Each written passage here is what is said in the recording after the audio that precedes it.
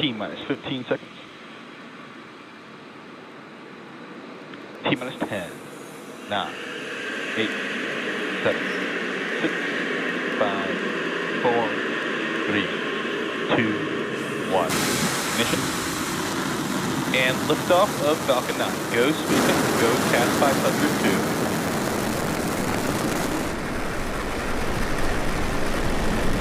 Vehicle is pitching downrange. Stage 1 propulsion is nominal.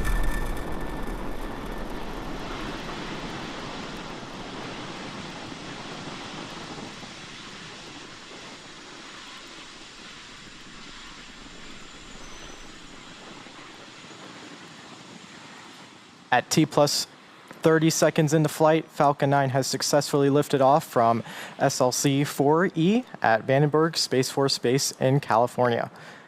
We're currently throttling the booster's engines down to prepare for max Q, power and telemetry the nominal. point of maximum aerodynamic stresses on the vehicle. Max Q is reached when the air density of the atmosphere decreases faster than the increasing speed of the rocket. Falcon is supersonic. And there's that call out for max Q.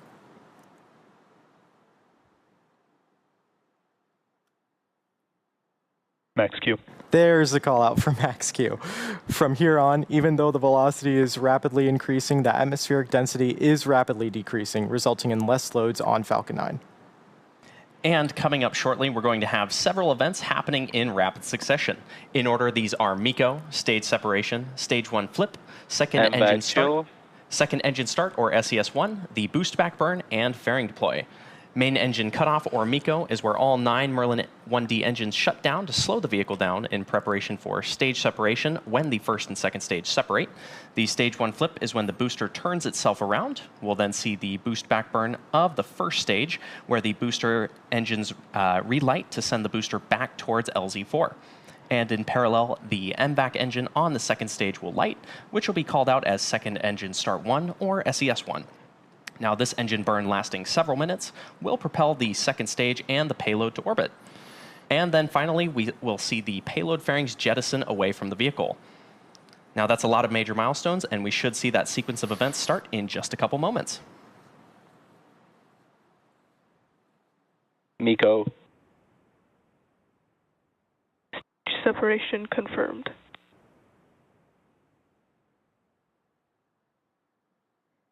MVAC ignition.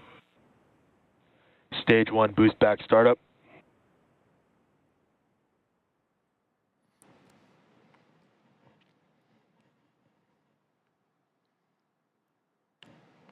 And there we had that sequence of events. Next up will be the fairing separation, happening in just about 15 seconds from now.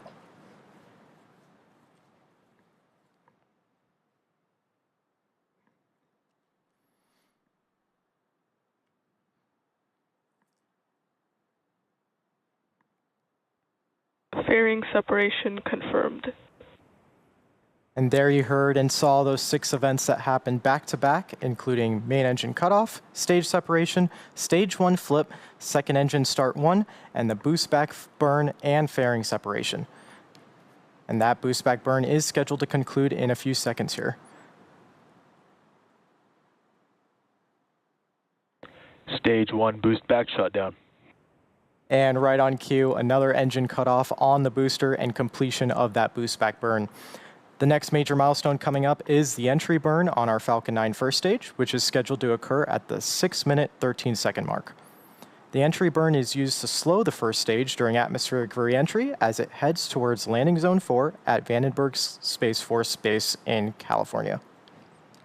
Now, we're currently in our first MVAC burn, which should last another few minutes, and you can see the MVAC engine there on the right-hand side of your screen. Now, today, the Falcon 9 booster, which is on the left-hand side of your screen, will be performing 3 burns in order to land. Now, we just observed the boost back burn, and as Nathan mentioned, next up will be the entry burn. Now, the entry burn slows the vehicle down just before it hits the denser parts of the Earth's atmosphere. And without this burn, we would only be using the atmospheric drag to slow down Falcon 9, which would add extra stress to the vehicle. Now, following that entry burn, the booster will then initiate its final burn, the landing burn, to slow the vehicle's descent and allow for a soft touchdown on the landing zone. Now, when that Falcon 9 fires up the center M1D engine for re-entry, the vehicle will be flying through Merlin's exhaust gases, also known as the rocket's plume, which deposits a layer of soot on the vehicle's surface. And you have seen these marks across the flight-proven Falcon 9 first stage fleet. That soot comes from the carbon-based fuel that Falcon 9 uses, and with each flight, the soot builds up a little more on the outside of the vehicle.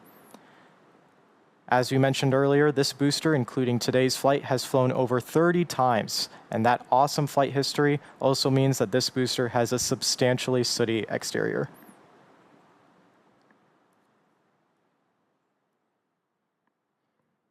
Now on our Falcon 9 booster, attached at the very top are 4 titanium hypersonic grid fins, and those help steer the first stage as it returns to Earth. And when the booster is on screen, you may also see white puffs coming off of the Falcon 9, and those are cold nitrogen gas thrusters, which aid in attitude control.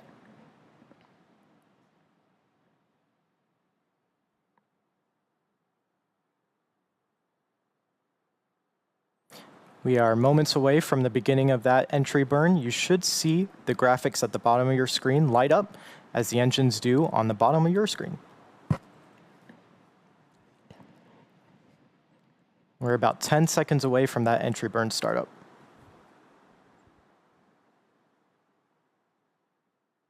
Stage 1 entry burn startup. There's a call out for that entry burn startup on the Falcon 9 first stage. This burn is set to last only 11 seconds, and again, it's just slowing down the vehicle in preparations for its final burn. Stage 1 entry burn shutdown. And that concludes our entry burn.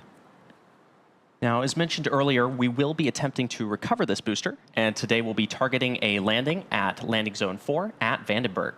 And you can follow along with the burn via the engine graphic at the bottom left hand. Stage 1 FTS is saved. And good news there, you can follow along with the burn via the engine graphic at the bottom left-hand corner of your screen. Now, as this burn happens, you'll notice a decrease in both speed and altitude, as well as see which engines are being relit.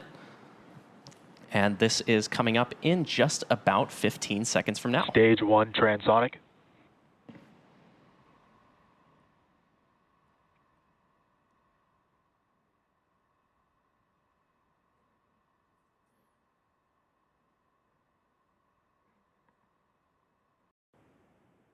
ISI 1 deploy confirmed.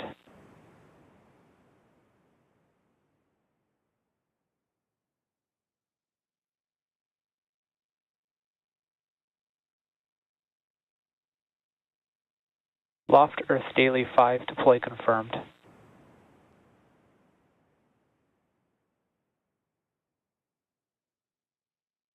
Loft Earth Daily 6 deploy confirmed.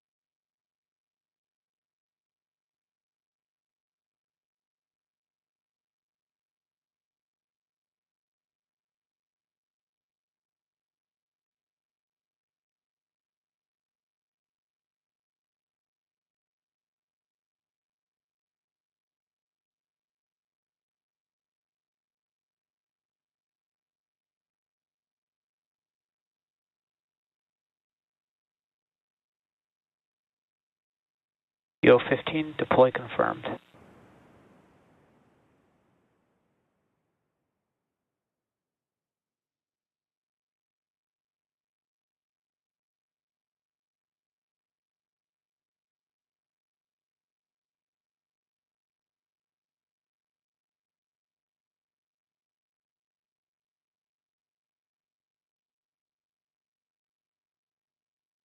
Loft Earth Daily 2, deploy confirmed.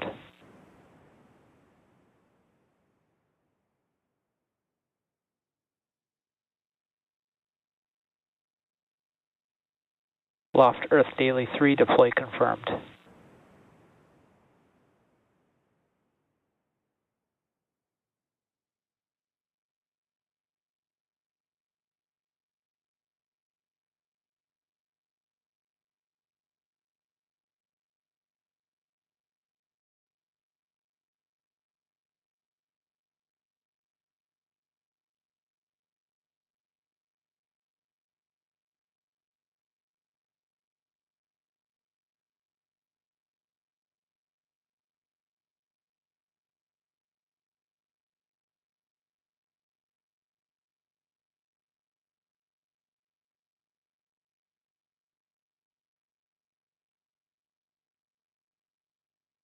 EO-11, deploy confirmed.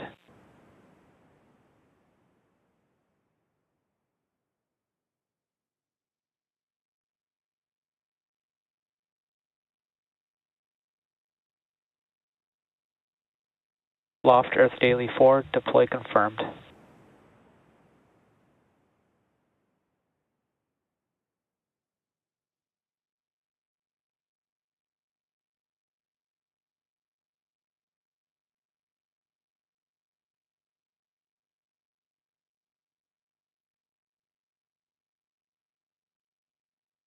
Loft Earth Daily 7, deploy confirmed. All deploys from deploy event 3 successful.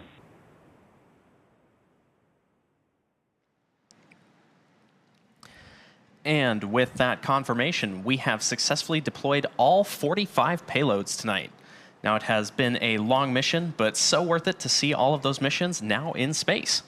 We would like to thank Korea Aerospace Industries for entrusting us with their spacecraft today, as well as all of our rideshare customers on board. We also want to say thank you to the Range and Federal Aviation Administration for their support, and to you, our viewers.